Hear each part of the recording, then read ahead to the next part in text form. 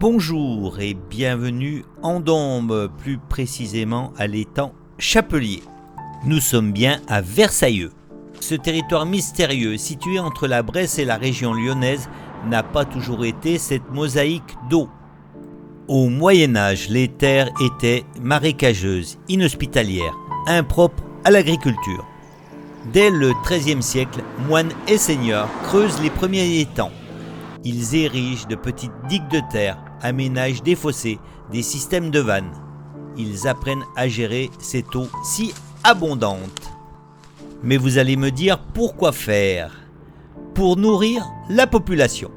Car à une époque où les règles religieuses interdisent la viande une grande partie de l'année, il faut trouver d'autres ressources.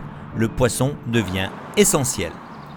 La carpe, en particulier, va faire la richesse des Dombes.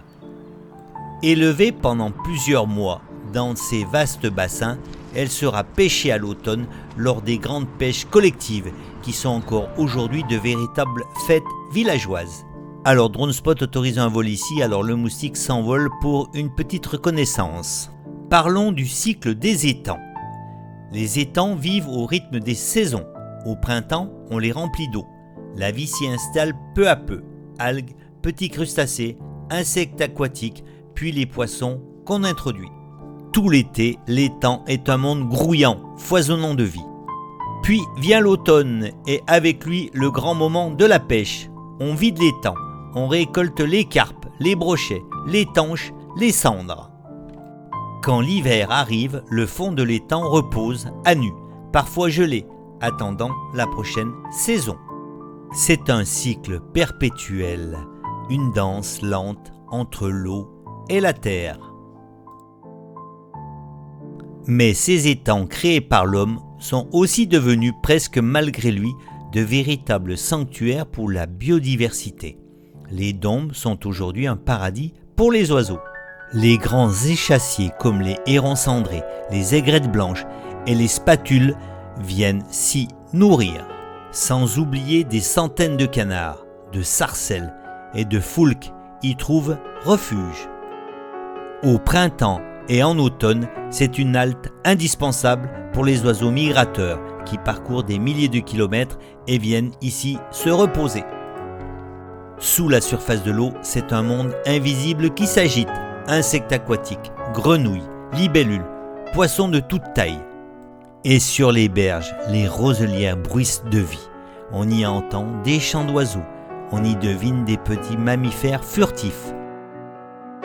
Ce fragile équilibre fait des Dombes un haut lieu de la biodiversité en France, reconnu au niveau européen. Mais ce qui est fascinant, c'est que cette nature n'est pas sauvage au sens strict. Elle est le fruit d'un long travail des hommes, d'un savoir-faire transmis de génération en génération. Ce sont les pisciculteurs, ces hommes et ces femmes qui, année après année, entretiennent les digues, gèrent les niveaux d'eau et organisent les pêches. C'est un métier ancien, exigeant, qui demande une connaissance fine de l'eau, du climat, des poissons et des sols. Sans eux, les étangs se combleraient, se transformeraient en marécages. Sans eux, les Dombes ne seraient plus ce qu'elles sont. Ici, les ragondins s'en donnent à cœur joie. Marcher au bord d'un étang des Dombes, c'est vivre une expérience particulière. Ce n'est pas une nature spectaculaire, comme une montagne ou un océan déchaîné, c'est une nature discrète, intime, qui se dévoile à celui qui prend le temps. Ici, on entend d'abord le silence, puis, petit à petit, on perçoit les sons, le vent, un appel d'oiseau, le saut furtif d'un poisson, le battement des ailes d'un canard qui s'envole. On regarde la lumière danser sur l'eau, les reflets changeants, les ombres mouvantes des nuages.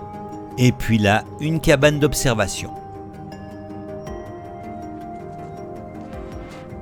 On respire l'odeur des roseaux mêlée à celle de la terre humide. Et surtout, on ressent une paix intérieure, un calme profond, comme si ce lieu nous invitait à ralentir à nous reconnecter au monde vivant. Ces étangs font le bonheur des Ragondins.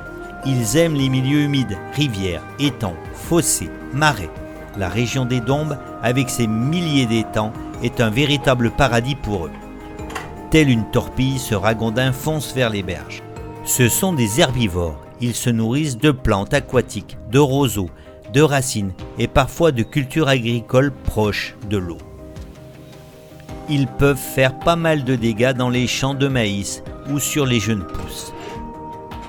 Le ragondin est une espèce invasive. Introduit en France au XIXe siècle pour sa fourrure, il s'est répandu largement. Du point de vue écologique, en mangeant les plantes des berges, il déstabilise les sols et favorise l'érosion. Du point de vue sanitaire, il peut être porteur potentiel de maladies comme la leptospirose qui peut se transmettre à l'humain. Dans l'Ain comme ailleurs en France, les ragondins sont régulièrement piégés pour limiter leur population et les dégâts qu'ils causent. Plutôt discret, c'est un animal qui sort surtout à l'aube et au crépuscule. Ça saute de partout. Oh là là, regarde ça, écoute. Aujourd'hui, privé de soleil, l'étang s'habille des murmures du ciel et ses eaux, telles une soie froissée, emprisonnent les nuages qui viennent s'y poser, légers comme des rêves oubliés. Mais ça saute de partout, c'est dingue.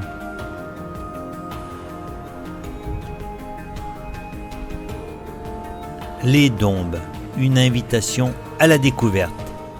Ce sont des terres d'eau et de ciel, un monde façonné par la patience des hommes et la générosité de la nature. Un monde où chaque saison apporte son lot de merveilles.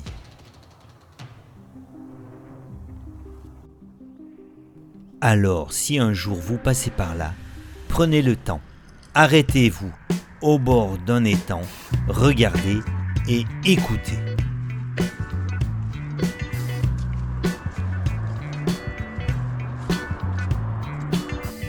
Ce reportage va bientôt se terminer sur ces dernières images.